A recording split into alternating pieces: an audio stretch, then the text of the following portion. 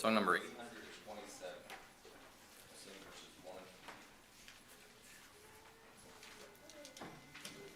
and 2. Sweet hour of prayer, sweet hour of prayer, that calls me from a world of care, and bids me at thy Father's throne, make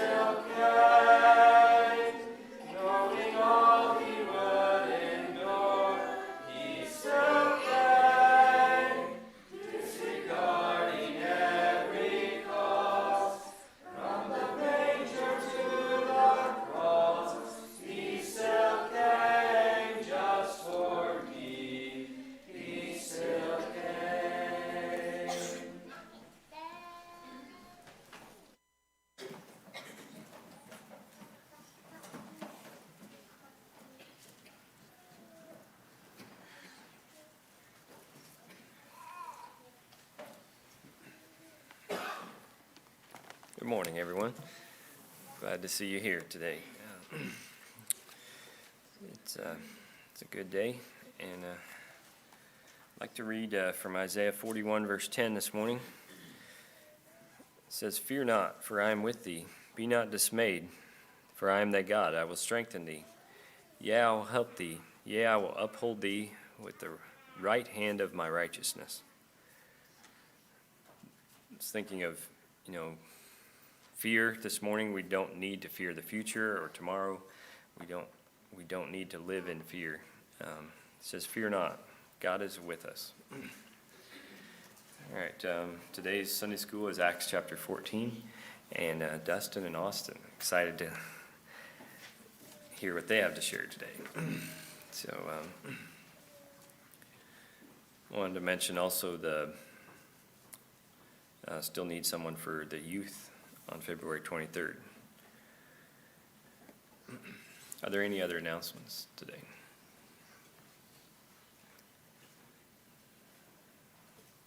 Or prayer requests?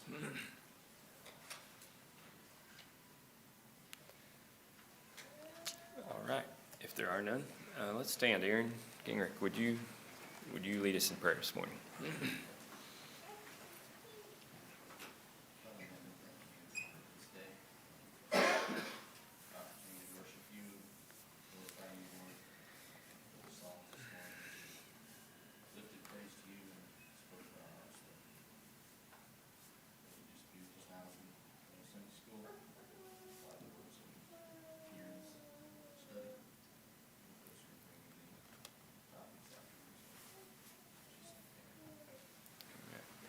Seated. All right, the children can be dismissed at this time, and the teachers.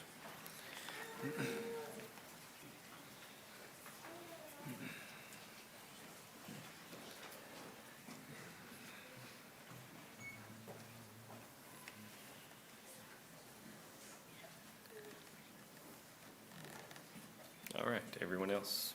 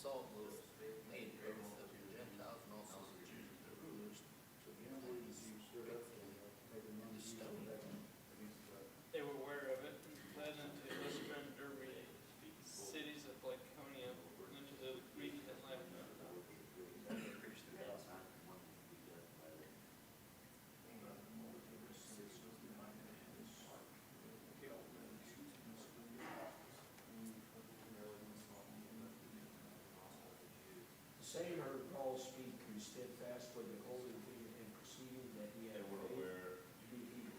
they were aware Said of with a loud voice, stand upright on thy feet. He leaped, walked.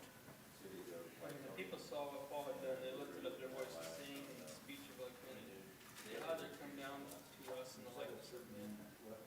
They called Barnabas Jupiter, Paul, the chief speaker.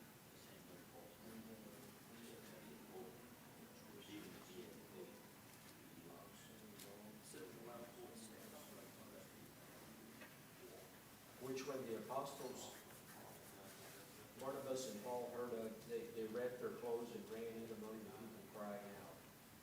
Saying, sirs, why do you do these And they things? called Barnabas Jupiter. We also heard him in the like Paul to Martyr, mention with you, preach unto you because that he was the chief. turn from these vanities unto the living God, which made heaven and earth and the sea, all things that are Who in times past suffered all nations to walk in their own ways. Nevertheless, he left not himself without witness, and that he did good and gave us rain from heaven, and fruitful seasons, filling our hearts with fruit and gladness. These things scarce restrained the whole people, they had not done sacrifice unto the Lord.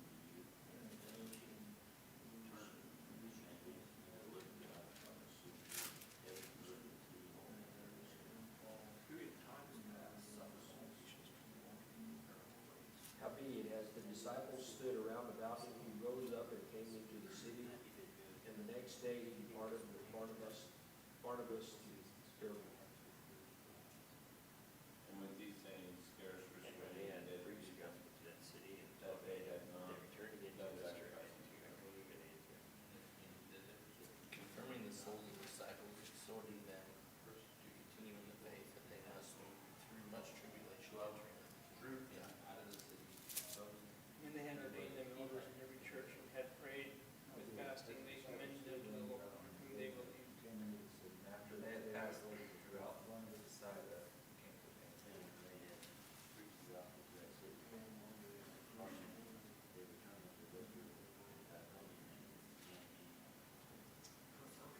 He then sailed to Antioch, and from whence they had been recommended to the grace of God for the work which they fulfilled. When they were come and had gathered the church together, they rehearsed all that God had commanded them to do. And how he opened the door of faith into the Gentiles. and after they had passed And they were, throughout they abode Pisidia, a long they time came with the to disciples. Alphaeus.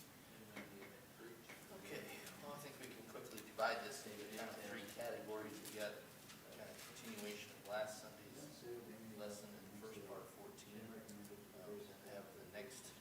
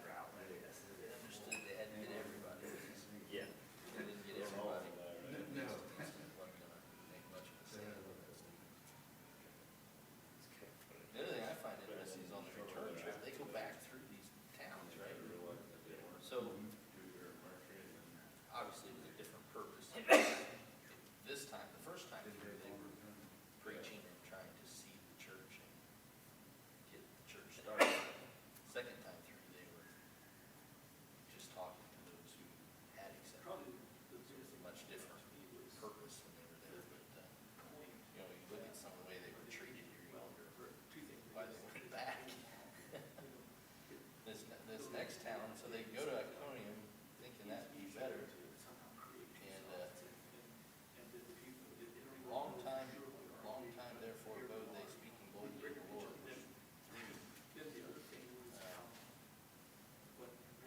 So it sounds like they were there some time. Obviously, these unbelieving Jews were stirring up people in the background that finally, I guess, came to a head with stoning them. You know, we had this conversation last Sunday. We didn't really finish it. I don't know if we'll ever finish it. How far do you push, you know? These guys push till they get threatened and dead. But then they left. As soon as they got, we're in this little place, we probably just relaxed.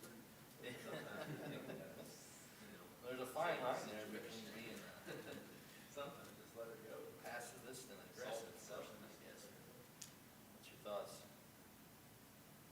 on this as they Yeah. build the church and seed the church? And most of it was two. You know, we look at it today and say, well, all their work was worth it. You said, In our mind, like, it's too quick. Say you start your church, you start 2 weeks later, you gotta get away and get out of here. Like, how can you, it took an act of faith to just turn loose and hope they're on the right track, you know, if you're a week or two or even a couple days, like, that's in our mind, but they had to get going. It's almost like how a wildfire starts too, on the other hand. Well, just like yesterday, I burned trash. We had a little pile there in the pasture, and it was windy, it blew a box about 100 feet away, and all of a sudden, the taller grass in the pasture there, it was spreading fast. And you could see it was going fast, and then it hopped again, and I just about didn't get it out. I just shoveled, okay, yeah, I'm getting this. The dry grass yesterday, the dry day, it took me about it was a miracle. But I mean, a spark, just a spark somewhere, that's literally what this church was doing, was spark here, and all of a sudden the world is literally. That's pretty exciting, but in our mind, we think, well, we didn't get it right.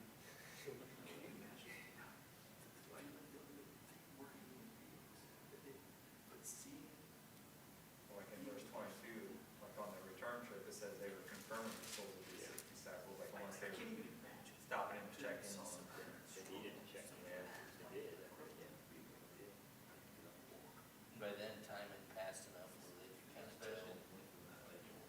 This being church was, and who they were that were leading it, and they made elders and things like that, put a little structure around it on their way back through. When you're stoning, like, you know, when to back away and when to stand your ground, whatever. Like, they actually would have technically, like at Iconium, they did chase them off. Then these dudes follow them to Lystra and, what is it, Derby? Derby.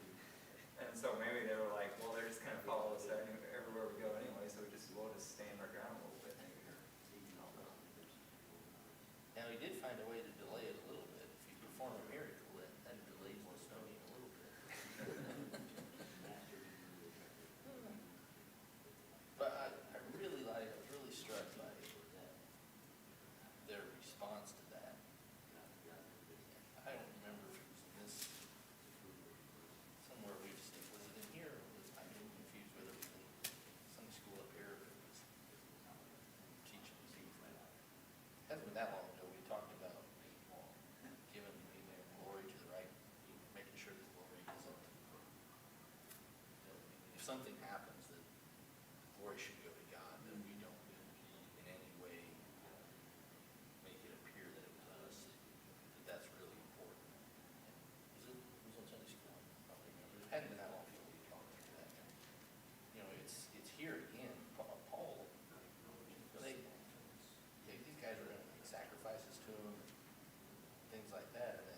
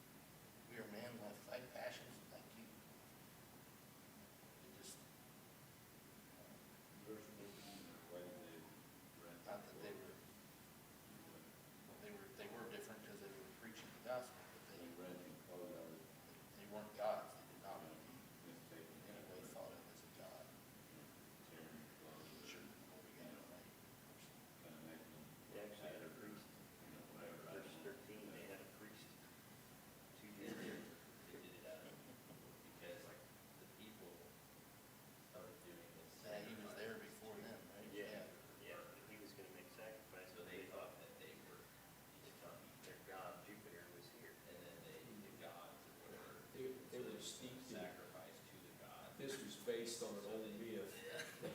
They were superstitious. We often heard, or we hear that everybody worships Wore sun. clothes and ran in, And that is and that's really true here. We go out, mix with people every day, and yeah, he needs Christ, or she needs Christ, or we meet people and say, they need the Lord. I don't know what happened to Barnabas. Well, we don't Doesn't say anything. really It realize says it got Paul. they are probably worshiping something, it's just not in God. And that's exactly what this was, is that they had to persuade him that the creator God is the God we're talking about. And there was a myth that these two gods had, hundreds of years before these gods had visited this city. And everybody rejected them except one old couple took them in. And then their little hut they lived in was turned into a mansion because they took care of these gods. So they thought these gods were coming back. No, we just shout.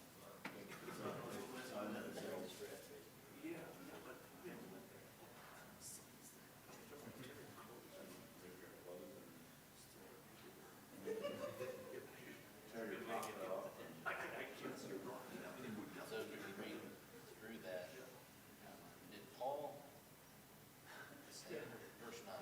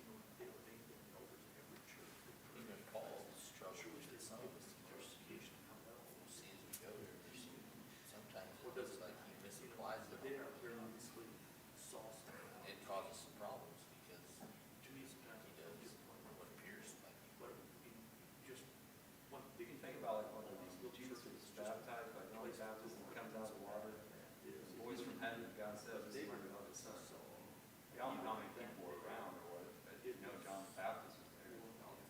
Like, I don't know, wouldn't that be pretty convincing or? I mean, it's like a voice from heaven, you know, you can't fake that. Saying, this is my beloved son. But then even, well, I think that's what it means, like later on, John the Baptist, when he's in prison, he sends his disciples to Jesus to ask him if he really is the one. Yeah, I don't know. It's hard to know, like if you were taught that your whole life, yeah, change it up would be.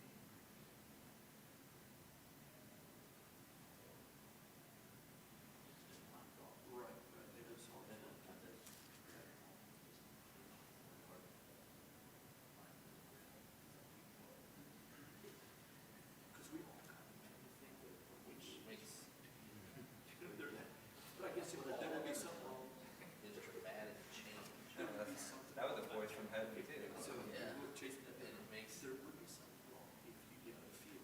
like you just ran 100 miles an hour, but this way, this way. And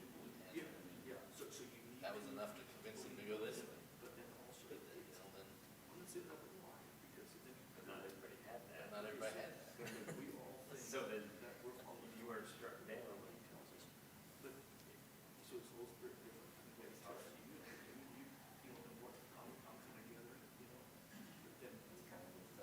Doubting Thomas is another example of that. He wasn't going to believe until he seen the marks. And so Jesus showed him the marks. And he said, you know, blessed are those who see and yet, or believe and have not seen, or however that is. Yeah. Which is okay, but at the same time, maybe we wrote. They, in some ways, you have to say that the people in the Old Testament had faith. They had faith that their practices were worth it, but they, it doesn't matter what practices had, we always assume they're right. That's the part that they just so hard not giving up. Somebody challenged that. Christ himself was a different person than maybe they thought, but that was one part of it. It also changed the way they took whole religious structure.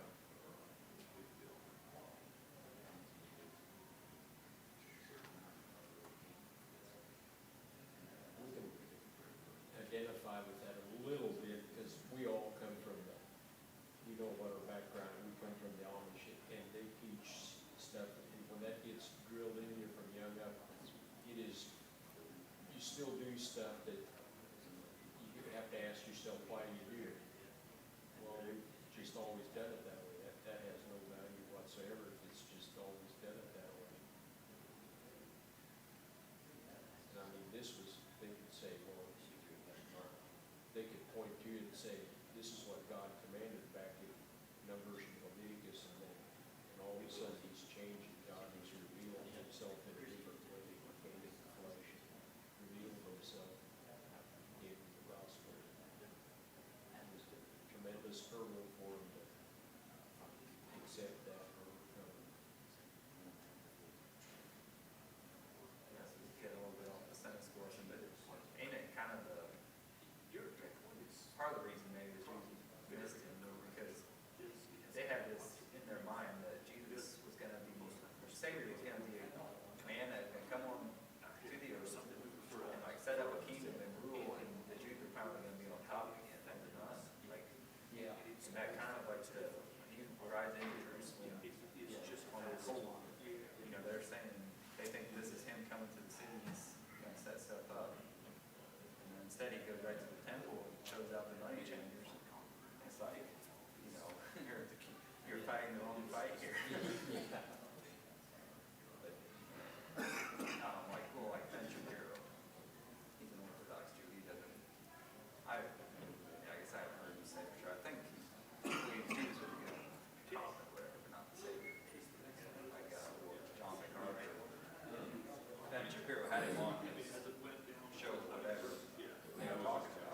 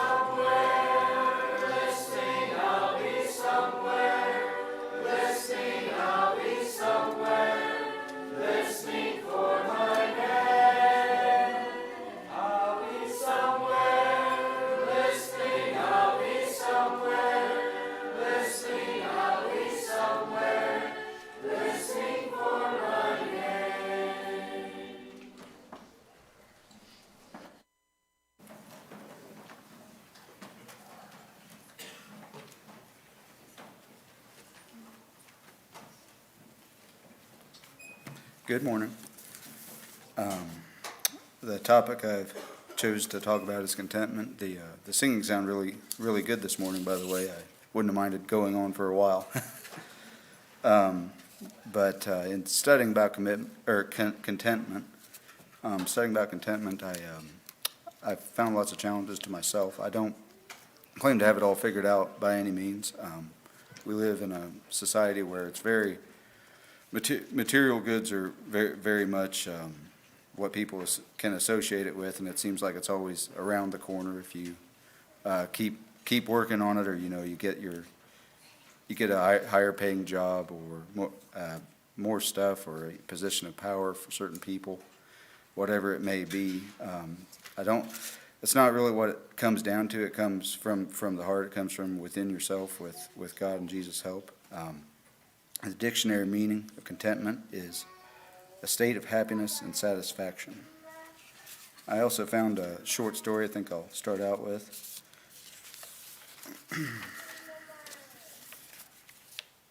There once was a poor Jewish man who complained to his rabbi, "Life is unbearable. 9 of us are living in one room. What can I do?"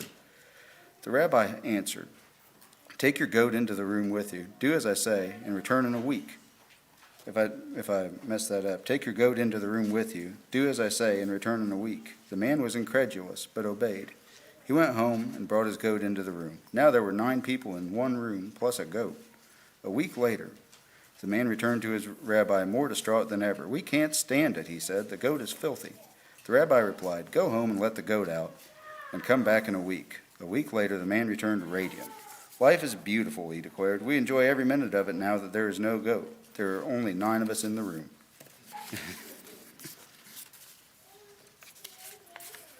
Sometimes we need an experience like that to teach us to be content. We lose perspective, and we'll focus on the wrong things. As a result, we're not content with our lives. We just look at the bad. We become ungrateful. I'd also like to read from Paul in Philippians 4:10-13.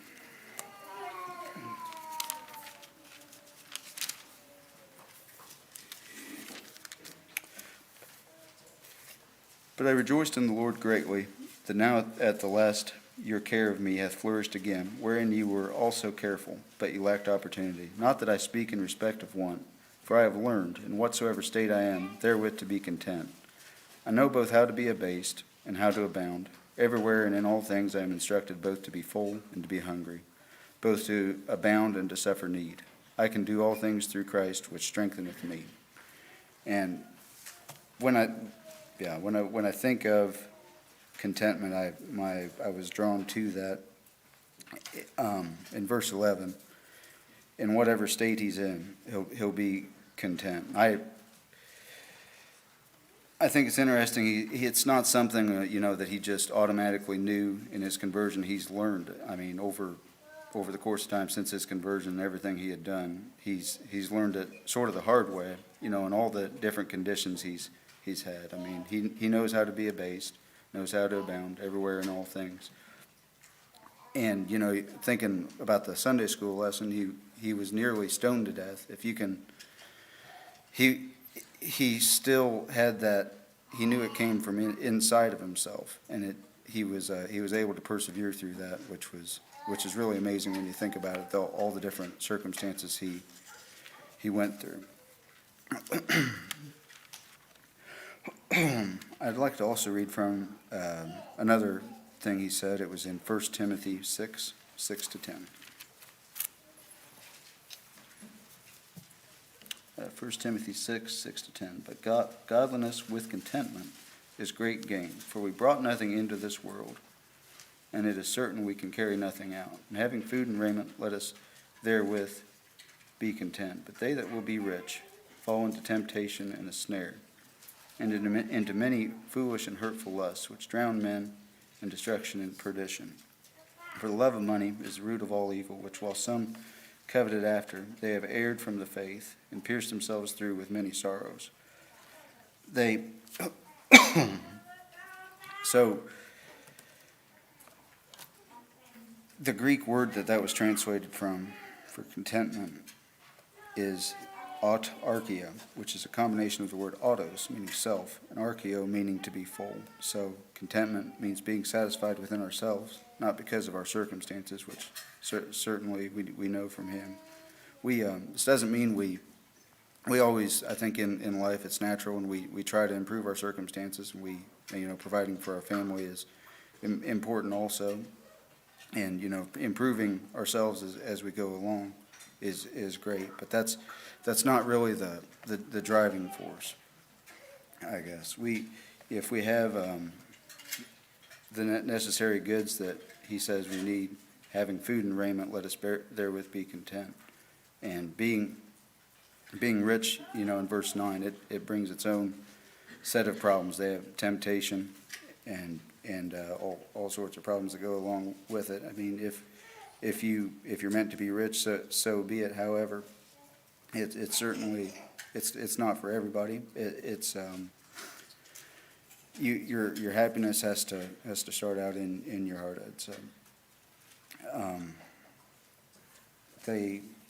I guess in closing, then I wanted to look at 2 Corinthians 12:9.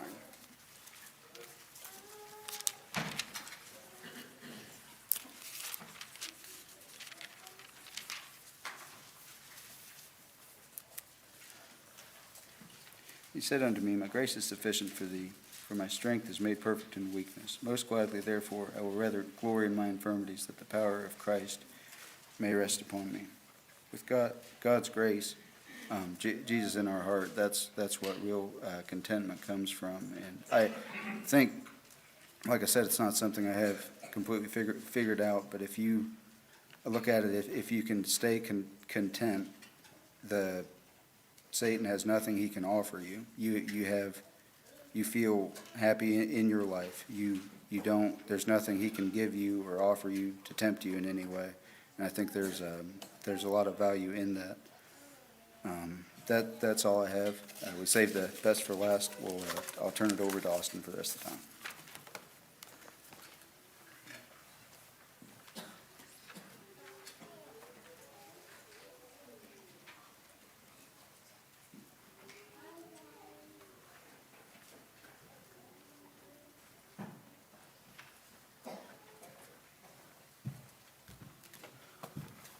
Good morning to everyone.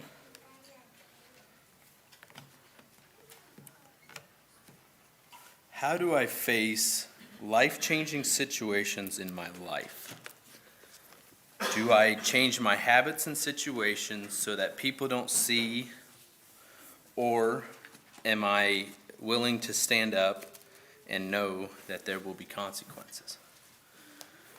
So I'm going to read Daniel 6. This is the story of Daniel in the lion's den. This is, to me, as I studied this is what I got out of it, that this was a life-changing experience for him, and he chose to stand up. And what do I do that or not?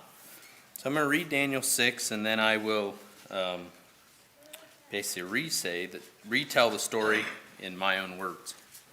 So Daniel chapter 6. It pleased Darius to set over the kingdom 120 princes, which should be over the whole kingdom, and over these 3 presidents, of whom Daniel was first, that the princes might give account unto them, and the king should have no damage. Then this Daniel was preferred above the presidents and princes, because an excellent spirit was in him, and the king thought to set him over the whole realm. Then the presidents and the princes sought to find occasion against Daniel concerning the kingdom, but they could find none occasion nor fault. Forasmuch as he was faithful, neither was there any error or fault found in him. Then said these men, Where shall we find an occasion against this Daniel, except we find it against him concerning the law of his God? Then these presidents and princes assembled together to the king, and said thus unto him, King Darius, live forever.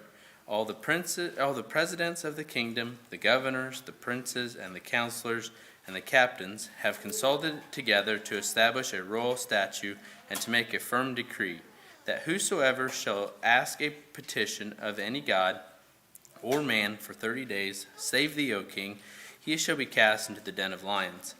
Now, O king, establish this decree, and sign the writing, that it should not be changed, according to the law of the Medes and Persians, which altereth not. Wherefore King Darius signed the writing and the decree. Now when Daniel knew that the writing was signed, he went into his house, and his windows being opened in his chamber toward Jerusalem, he kneeled upon his knees 3 times a day, and prayed, and gave thanks to God, and gave thanks before his God, and he did aforetime. Then these men assembled, and found Daniel praying and making supplications before his God. Then they came near, and spake before the king concerning the king's decree. Hast thou not signed a decree, that every man that shall ask a petition of any god or man within 30 days, save thee, O king, be cast into the den of lions? The king answered and said, This thing is true, according to the laws of Medes and Persians, which altereth not. They answered and said before the king, That Daniel, which is one of the children of the captive of Judah, regardeth thee not, O king, nor the decree that thou hast signed, but maketh his petition 3 times a day. Then the king, when he heard these words, was sore displeased with himself, and set his heart on Daniel to deliver him, and he labored till the going down of the sun to deliver him.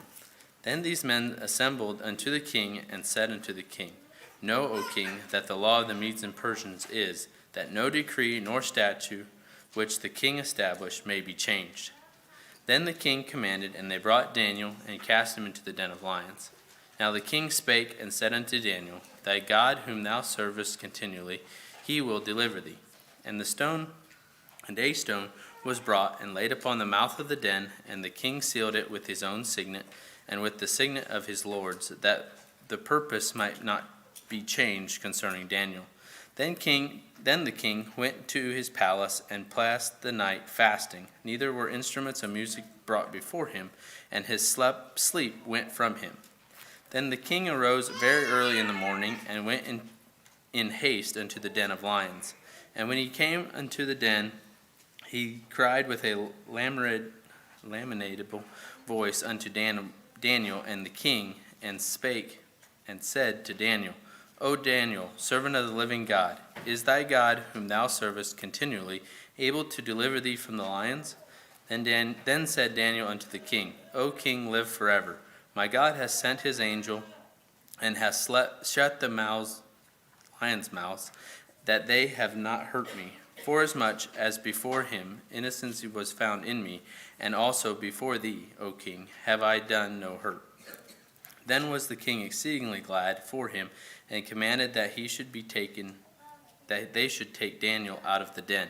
So Daniel was taken up out of the den, and no matter of hurt was found upon him, because he believed in his God. And the king commanded, and they brought those men which had accused Daniel, and they brought them into the den of lions, them and their children and their wives. And the lions had the mastery of them, and brake all their bones in pieces, or ever they came at the bottom of the den. Then King Darius wrote unto all people, nations, and languages that dwell in all the earth, Peace be multiplied unto you. I make a decree that in every dominion of my kingdom men tremble and fear before the God of Daniel, for he is the living God, and steadfast forevermore. And his kingdom that which shall not be destroyed, and his dominion shall be ever, even unto the end.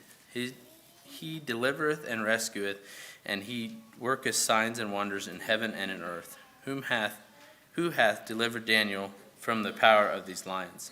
So this Daniel prospered in the reign of Darius, and in the reign of Cyrus the Persian. Okay. So Daniel was in his 80s at this point of his life, and was one of the top men in the kingdom. Daniel worked with a lot of ungodly men, and obviously was not liked by some. All the people under him continually tried to come up with ways to get rid of Daniel. They finally decided the only way to get rid of him was to do something to attack his faith, because otherwise the king would just wiggle out of it. They knew that King Darius would like the attention, so they came up with a law that for 30 days nobody could pray or ask anything except of the king. They couldn't ask their god or person or anything else. They had to ask the king for it, or they'd be thrown in the den of lions. I think this was a law that these people just kind of slid under the nose of the king, and he didn't really take time to think about it or think of what the consequences would be, because he was pretty selfish and pointed, and it sounded pretty good to him, and he didn't really think of the people involved. Daniel's dedication in his prayer life is something to behold and something I need to work on continually. He prayed 3 times a day. It didn't matter the day's schedule, and he always did it from his windows that pointed to Jerusalem. Daniel knew that the new law had been written and signed because he was there when it took place. He didn't hide from the people when it was time to pray, but he went to his window and opened it and started praying to God and showing the whole town who he still believed in was still one true God. Would I be bold enough to start praying like I normally would, knowing that there is a law against it? Or would I quit and just do it in secret for a while so that people don't see what I'm doing? I tend to do this a lot. Just hide in the background and see what others are going to do and not step out and do what I know I should do. The wicked men knew that Daniel would pray in his window, so they went looking. Sure enough, they found him breaking the new law. They quickly ran back to the king, Darius, and reminded him of the new law he'd just signed. Then the men told him who had just broke the new law. It was Daniel. This made the king grieved, and he finally saw that there was what these men were trying to do to Daniel. Then Darius tried all day to figure out a new plan to free Daniel from going to the lion's den. Finally, at the end of the day, he figured out that he had to do what he said because that was the law. But Darius knew that the God that Daniel served was the true God and that he would deliver him from the lions. So before they threw Daniel into the lions, I believe that God had already shut the mouths of the lions, because you don't read, and he calmed them, because you don't read that they ever made a noise or nothing. I mean, they're just kind of in there. And as we know later, they were really hungry because they didn't even make it to the bottom. The next people didn't. So they throw Daniel in there, and he tells him that, Darius tells him that that God will save him. How many times do I fear the worst, and God already has made a way through that we hardly even know we are going through it? Darius here, he couldn't sleep all night, and as soon as it was morning, he ran to the den and opened the door and called for Daniel. And Daniel answered the king and told him how God had shut the lion's mouth, and he was alive and well and just hanging out with the lions. I think that'd be pretty cool, just to hang out with the lions and just kind of sit there. But how often do I think that things are lions in life, and I'm too scared to just go through it because God's already got it figured out. So after they got Daniel out of the lion's den, Darius commanded that all the men that accused Daniel, along with their wives and children, be brought and thrown in the lion's den. And the lions ate them before they even hit the floor of the den. Then King Darius made a decree that everyone should serve Daniel's God. So what do I learn from this story and this in life? The ungodly people around us will always be looking for ways to destroy us as Christians.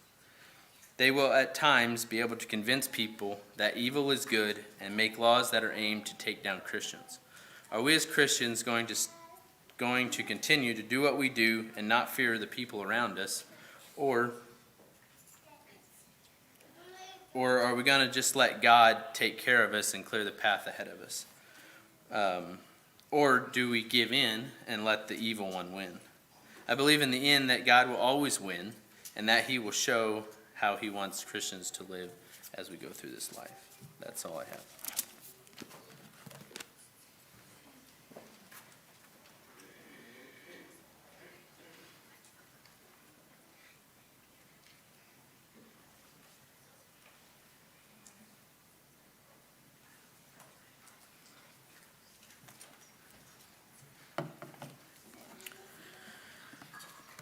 Song number 781.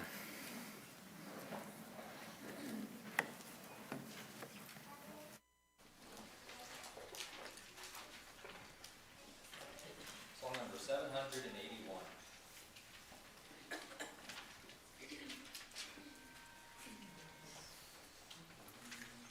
For all that you've done, I will thank you. For all that you're going to do. For all that you've promised and all that you are. Is all that has carried me through. Jesus, I thank you. And I thank you, Lord.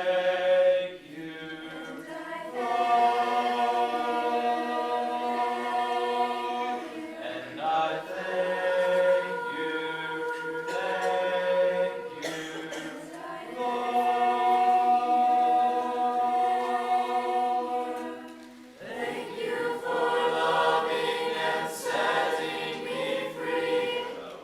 Thank you for giving your life just for me. How I thank you. Jesus, I thank you. Gratefully thank you. And I thank you, Lord.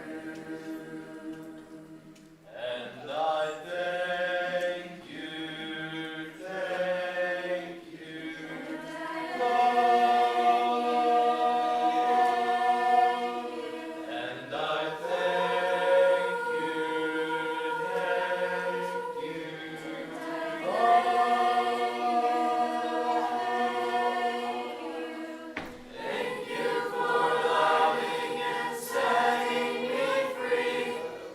Thank you for giving your life just for me. Now I thank you. Jesus, I thank you. Gratefully thank you.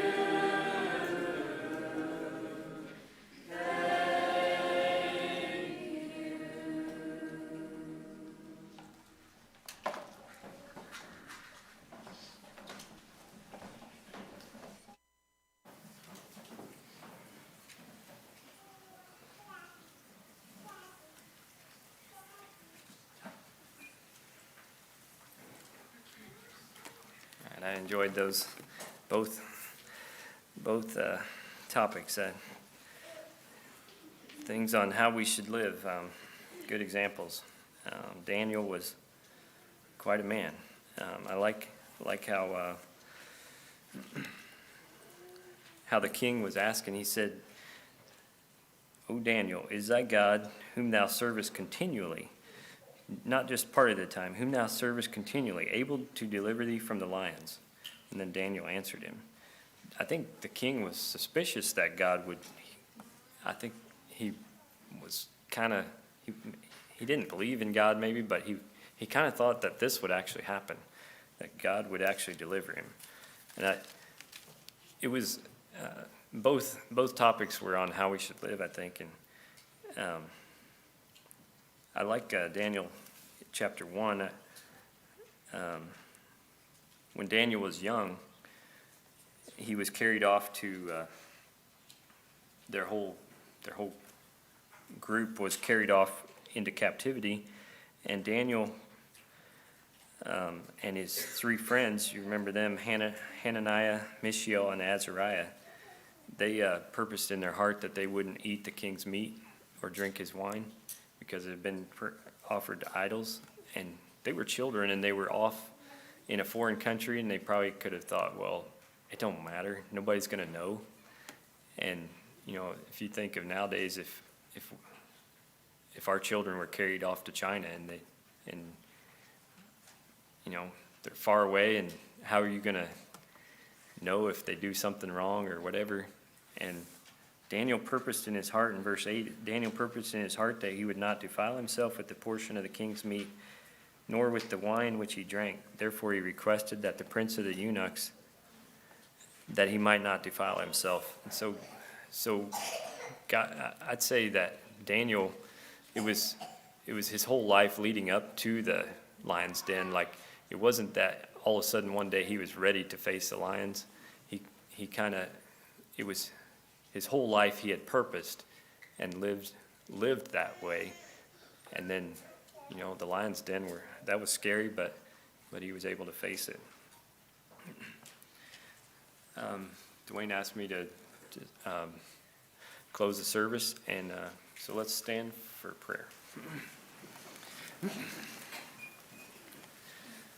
Father in heaven, thank you for today. Thank you for this service. Help us to learn to live a life that would be pleasing to you. Help us to honor you each day, to be content where we are, and to be true believers. Thank you that you will go with us this week. Be with each one and bless them. Help us to be a light to others around us. And thank you in Jesus' name. Amen.